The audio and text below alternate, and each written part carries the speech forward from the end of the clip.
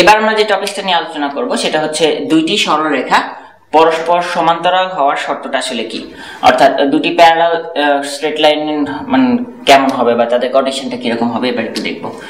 তো এটা আসলে খুবই সিম্পলি ব্যাখ্যা করে দেওয়া যায় যে আমরা যদি ধরি এটা এক্স অক্ষ এটা ওয়াই অক্ষ, একটা সরলরেখা ধরলাম θ1 কোণে আছে, তাহলে এর সমান্তরাল যদি কোনো সরলরেখা আমি আঁকতে চাই তার মানে সেই সরলরেখাটা আসলে একই কোণ করেই থাকবে, অর্থাৎ θ2 আসলে θ2 যদি হয় এটা যদি θ1 হয়, এরা যদি পরস্পর সমান্তরাল হয় তার মানে হচ্ছে θ2 = θ1 হবে, কারণ কি এই দুটো সরলরেখা সমান্তরাল এবং এক্স অক্ষ তাদের ছেদক, তাহলে এটা হচ্ছে অনুরূপ কোণ। তা θ2 আর θ1 সমান হওয়া মানে কি, যে আমরা তাহলে বলতে পারি যে θ2 = θ1, সো আমরা tan নিয়ে নিলে tan θ2 = tan θ1। আবার আমরা জানি ট্যানজেন্ট যদি নেই সেটাকে আমরা ঢাল বলতে পারি, তাহলে m2 = m1। অর্থাৎ যে দুটি সরলরেখা যদি সমান্তরাল হয়, কখন সমান্তরাল হবে, যদি ঢালদ্বয় সমান হয়। তাহলে ঢালদ্বয় সমান হলে রেখাদ্বয় পরস্পর সমান্তরাল হবে, এটা আমরা বলতে পারি। সো এটা একটা কন্ডিশন যে ঢালদ্বয় সমান হলে রেখাদ্বয় পরস্পর সমান্তরাল। আচ্ছা, আরো অনেক ধরনের কন্ডিশন বের করা যায়। সো আমরা আরেকটা কন্ডিশন একটু দেখি, সেটা হচ্ছে যে এখন এরকম যদি চিন্তা করি যে একটা সরলরেখা a1x + b1y + c1 = 0 আর a2x + b2y + c2 = 0, এটা 1, এটা হচ্ছে 2। সো 1 নং রেখার ঢাল এটা আমরা m1 দিয়ে বলতে পারি যে -a1/b1, আর 2 নং রেখার ঢাল m2 দিয়ে বলতে পারি -a2/b2। এখন সমান্তরাল হলে, যদি সমান্তরাল হয় তাহলে অবশ্যই একটাকে দেখলাম কি ঢাল দুইটা পরস্পর সমান হবে, তার মানে আমরা বলতে পারি যে a1/b1 - -a2/b2। অর্থাৎ আমি যেটা বলতে চাচ্ছি সেটা হচ্ছে a1/b1 একটা কাজ করি, a2 কে এই পাশে নিয়ে আসি, তাহলে a1/a2 = b1/b2। এটাও আরেকটা কন্ডিশন সমান্তরাল হওয়ার। তার মানে কি যে দুটো সরলরেখার x এর সহগ আর y এর সহগের অনুপাত যদি সমান হয় তাহলে আমরা বলতে পারবো রেখাদ্বয় পরস্পর সমান্তরাল। আচ্ছা, এবং এখানে একটা কথা মাথায় রাখতে হবে যে আমরা গত লেকচারগুলোতে একটা টপিকস পড়েছিলাম যে একই সরলরেখা নির্দেশ করার শর্তটা আসলে কি ছিল, দুটো সমীকরণ একই সরলরেখা নির্দেশ করার। তো সেটার ক্ষেত্রে শর্ত ছিল কি যে x এর সহগ, y এর সহগ এবং কনস্ট্যান্ট তিনটা অনুপাতেই সমান হইতে হবে। বাট যখন তারা সমান্তরাল হবে, একই সরলরেখা কিন্তু না, যদি সমান্তরাল হয় তাহলে কিন্তু কনস্ট্যান্টের অনুপাতটা সমান হবে না, এটা অবশ্যই মাথায় রাখতে হবে। যদি কনস্ট্যান্টের অনুপাতও সমান হয়ে যায় এদের সাথে, তাহলে মানে এই দুটো ইকুয়েশন আসলে একই স্ট্রেট লাইন নির্দেশ করবে। আর যতক্ষণ না এটা সমান হচ্ছে বাট এই দুটো সমান হচ্ছে, ততক্ষণ আমরা বলতে পারবো যে এই রেখাদ্বয় পরস্পর সমান্তরাল। আচ্ছা, তো এখন এইখান থেকে আমরা আরো একটা জিনিস বের করতে পারি, সেটা হচ্ছে যে একটা রেখা দেওয়া থাকলে তার সমান্তরাল রেখাটা দেখতে কেমন হবে আসলে। তো সে আমরা একটা রেখা দেওয়া আছে ax + by + c = 0, এই রেখার সমান্তরাল রেখা কেমন হবে, তাহলে এই রেখার সমান্তরাল রেখাটা আসলে হবে ax + by + k = 0। আচ্ছা, এটা মানে কি, এর মানেটা হচ্ছে আমরা জানি যে সমান্তরাল রেখা ধরে ঢাল সমান থাকবে।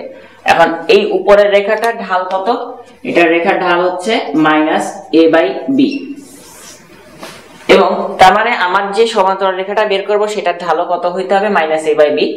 এই জন্য যেহেতু ঢাল বের করার সময় আমি শুধুমাত্র কি করি, x এর সহগ আর y এর সহগ নিয়ে কাজ করি। সো সমান্তরাল রেখাগুলোর সবকটাতেই x এর সহগ আর y এর সহগ আসলে অ্যাজ ইট ইজ থেকে যাবে, এটা চেঞ্জ হবে না। সো এখানে যদি আমরা চেঞ্জ না করি তার মানে এটারও ঢাল খেয়াল করে দেখো, এখানেও আসলে -a/b আসবে। এখন তাহলে চেঞ্জ হবে কোথায়, আমরা একটু আগে বলছি যে কনস্ট্যান্টের অনুপাত সমান হবে না, তার মানে কি যে কনস্ট্যান্ট আসলে চেঞ্জ হবে। সো এটাই হচ্ছে পার্থক্য, শুধুমাত্র কনস্ট্যান্টটা ডিফারেন্ট কিছু হবে আর কিছু না। সো আমাকে যদি বলে যে 2x + 3y + 5 = 0 রেখার সমান্তরাল রেখার সমীকরণ কত, রেখার সমীকরণ কি হবে? তাহলে আমরা x এর সহগ চেঞ্জ করব না, y এর সহগ চেঞ্জ করব না, এই জায়গায় একটা আননোন কনস্ট্যান্ট আসবে যার মান আমরা আদার্স একটা কন্ডিশন যদি দেওয়া থাকে সেটা দিয়ে বের করার চেষ্টা করব। এটা হচ্ছে তাহলে আমাদের প্রাথমিক একটা ধারণা যে একটা রেখা দেওয়া থাকলে তার সমান্তরাল রেখার সমীকরণ কিভাবে লিখতে হয় আসলে। আচ্ছা, তো আমরা এখন এই সমান্তরাল সংক্রান্ত কিছু অঙ্ক করি। আমাদের বই আসলে এই ধরনের অনেক ছোট ছোট অঙ্ক আছে, তো আমরা ইন জেনারেল একটা एग्जांपल দেখাই যে বললাম যে x - 2y + 5 = 0 রেখার সমান্তরাল রেখার সমীকরণ বের করো।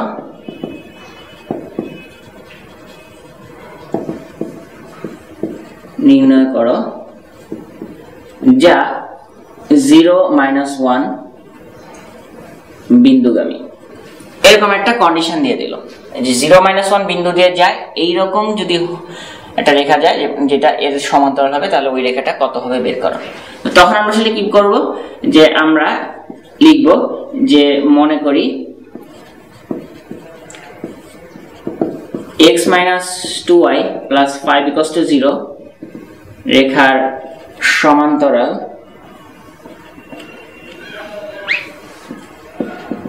রেখার সমীকরণ। তাহলে আমরা জানি সমীকরণ কিভাবে ধরতে হয়, x আর y কোনো চেঞ্জ হবে না, কনস্ট্যান্টটা চেঞ্জ হবে।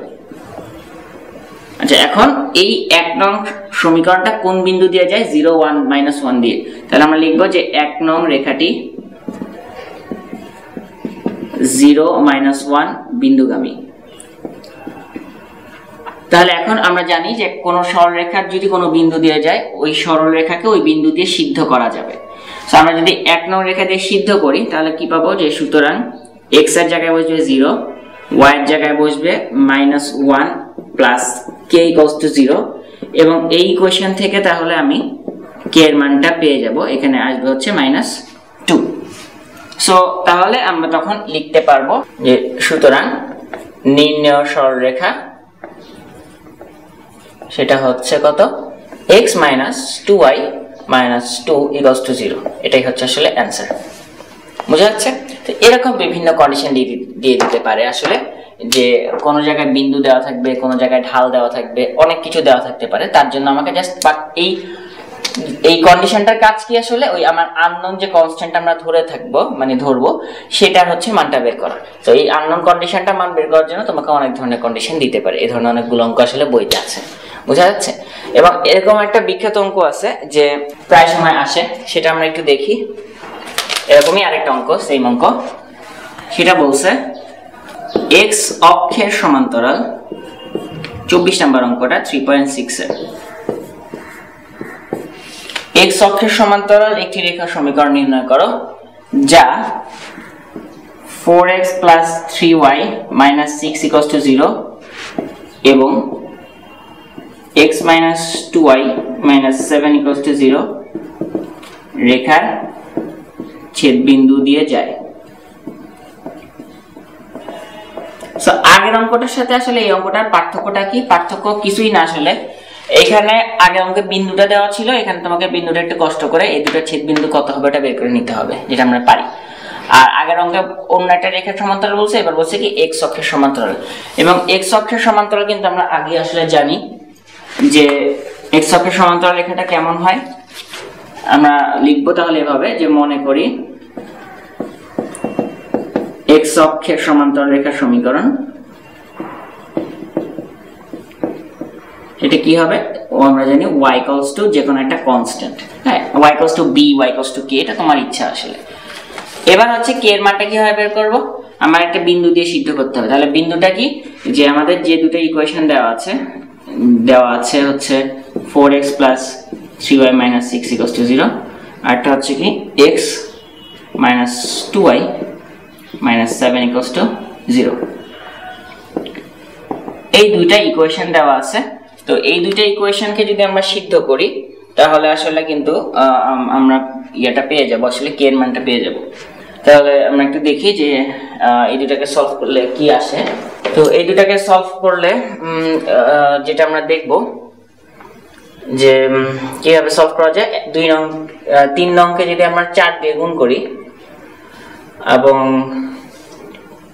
এখান থেকে 1 বিয়োগ করে দিই, তার মানে এটা হয়ে যাবে 4x, বিয়োগ করে দিলে 1 না আসলে 2 বিয়োগ করব, 4x থেকে এটা বাদ দিলে চলে যায়। সো আমরা যেটা করতেছি 3 × 4 - 2, এটা যদি করি তাহলে x বাদ হয়ে যায়, আর ও এখানে হয় তাহলে হচ্ছে -8y - 3y - 4 সাথে 28 প্লাস 6 = 0। তার মানে হচ্ছে 11y হচ্ছে আমাদের কত আসছে, এখানে আসবে হচ্ছে -22 = 0, y এর মান আসবে হচ্ছে -2। আমরা যদি একবার এক করি তাহলে y এর মান আসবে -2। তাহলে y এর মান যদি -2 হয়, x এর মান কত হবে? x এর মান আসছে আমাদের 3। এই হচ্ছে তাহলে আমাদের বিষয়টা, যে x এর মান তাহলে 3 আসে। তাহলে বিন্দুটা কত? সুতরাং আমরা বলতে পারি যে 1 নং রেখা 3 - 2 বিন্দুগামী। তাহলে এখন যদি আমরা সিদ্ধ করি তাহলে 1 নং রেখায় x এর মান তো বসানোর কিছু নাই, y এর মান বসবে। তাহলে y এর মান হচ্ছে এই হচ্ছে k। তাহলে সুতরাং k এর মান পেয়ে গেছি -2। তাহলে নির্ণয় সমীকরণ